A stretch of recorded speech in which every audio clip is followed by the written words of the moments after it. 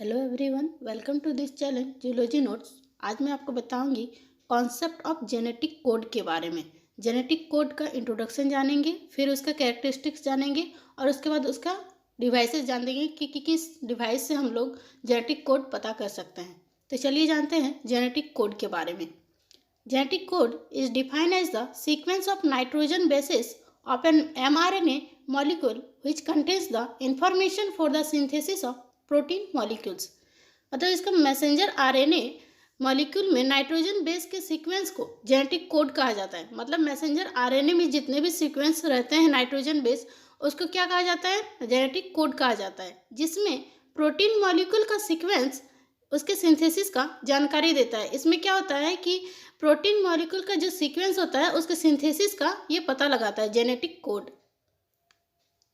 Nirenberg and Matthaei experimentally proved that a single amino acid is determined by a sequence of 3 nitrogen bases।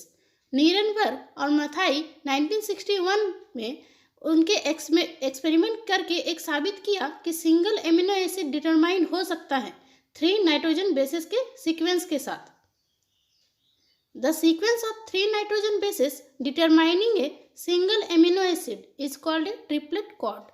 जब 3 nitrogen base determined होता है single amino acid से तो उसको triplet कहा जाता है। Characteristics of genetic code.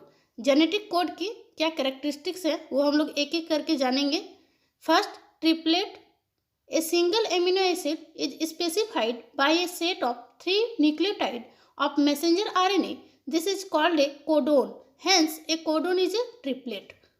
एक single amino acid messenger RNA के 3 न्यूक्लियोटाइड के एक साथ स्पेसाइड किया जाता है, जिसको कोडोन कहते हैं।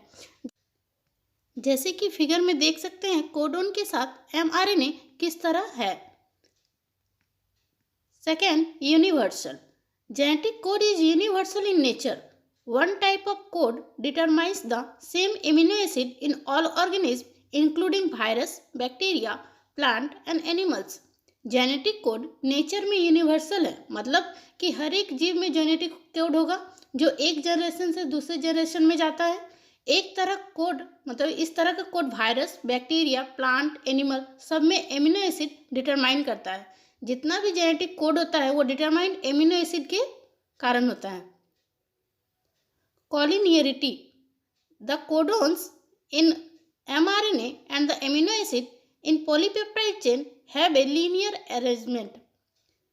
mRNA में कोडोन और पॉलीपेप्टाइड सीक्वेंस में एमिनो एसिड में एक प्रकार का अरेंजमेंट होता है जिसको कॉलिनियरिटी कह सकते हैं। जैसे कि फिगर में देख सकते हैं किस तरह से ट्रिपलेट कोड mRNA में है।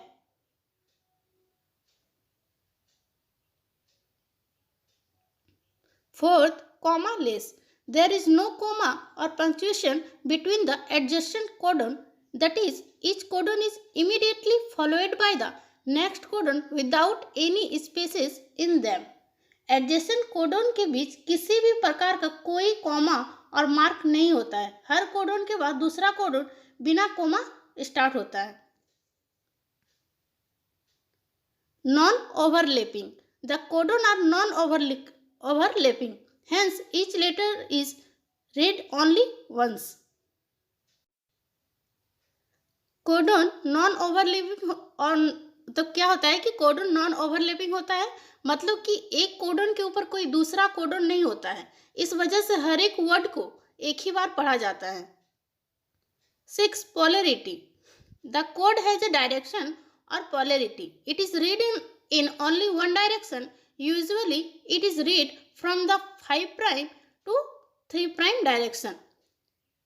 कोड में एक दिशा होती है, ये केवल एक दिशा में पढ़ा जाता है। ज़्यादातर इसे 5' से 3' दिशा में ही पढ़ा जाता है। और the concept of genetic code, ज़्यादातर ये टॉपिक के एग्जाम में आपको शॉर्ट नोट में पूछा जाएगा, लॉन्ग में बहुत ही कम इसको पूछा जाता है। Deciphering the code. Deciphering the code means the identification of codon for each amino acid। It helps to determine the genetic codes for the different amino acid। Code को समझने का मतलब है हर एक एमिनो एसिड के लिए कोडोन का जानना, इसे जेनेटिक कोड को तोड़ना या फिर ब्रेक करना भी कहा जाता है। ये हेल्प करता है एमिनो एसिड के लिए जेनेटिक कोड को डिटरमाइन करने में। The deciphering of genetic code was done by utilizing many devices, of which three methods are very important. Codon का डिस्क्रिप्शन कई तरह के डिवाइसेस से कर सकते हैं। इसमें से 3 इंपॉर्टेंट डिवाइस है, वो है use of homopolymer, second use of heteropolymer, third use of trinucleotides. एक एक करके जानते हैं। यूज ऑफ होमोपॉलीमर,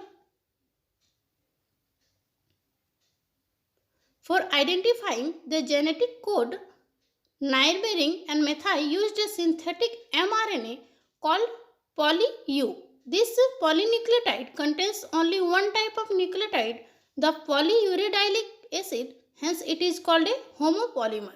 1961 में नीरनबर्ग और मैथाई द्वारा पहले जेनेटिक कोड की पहचान की गई थी और सबसे पहले जानने वाले कोडोन ट्रिपल यू था और इस कोड को डिटरमाइन एमिनो एसिड के फिनाइल एलेनिन से कर सकते हैं।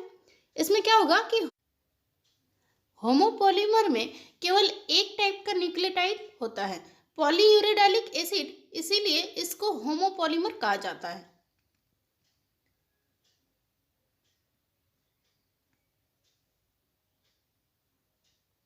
Use of heteropolymer. Heteropolymer is a polynucleotide containing more than one type of nucleotides. Heteropolymer एक पॉलीन्यूक्लियोटाइड है जिसमें एक से अधिक प्रकार का न्यूक्लियोटाइड्स होगा। मतलब पहले क्या था, होमोपॉलीमर में एक ही तरह का पॉलीन्यूक्लियोटाइड्स था और हेट्रोपॉलीमर में एक से ज्यादा पॉलीन्यूक्लियोटाइड होगा। उसमें केवल ट्रिपल यू था। इसमें देख सकते हैं पहले सी उस तरह का है, 2 कोडोन मिला है, एक के साथ ज्यादा है, इसीलिए इसको हेट्रोपॉलीमर कहा जाता है। Use of trinucleotides. Leder and Nirenberg used trinucleotide for breaking the codes.